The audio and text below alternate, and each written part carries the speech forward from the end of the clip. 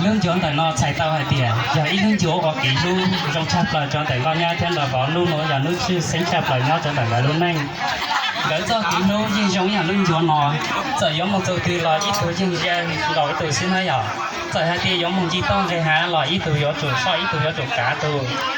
nè đó tụi tao sẽ chỉ tụi tao ăn này còn lúc này có ít ngàn tao đến đồng toàn chỉ còn này và thì sử dụng đang đồng thì sử dụng một số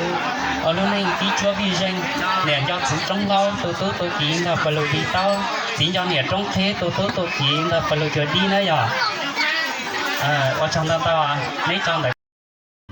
chỉ có nói đúng đã là đúng thiệt từ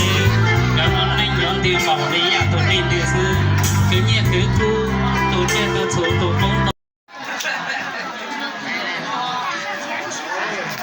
nó có sáng nữa nô nò giò nô trong xe nhon tại đây trong sông sau lên sau tôi ta thấy trong này thì đi cha có đời tôi là xả bỏ nô nò phần gì cứ theo món thêm món lâu cho sầu món lâu cho cháu con nó còn đi trong bỏ thì nó để đi mà cho lâu đấy ạ. You by my side, that's how I see.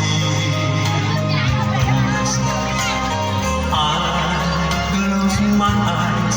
and I can see. We're on our way to say I do. My secret dreams have all come true.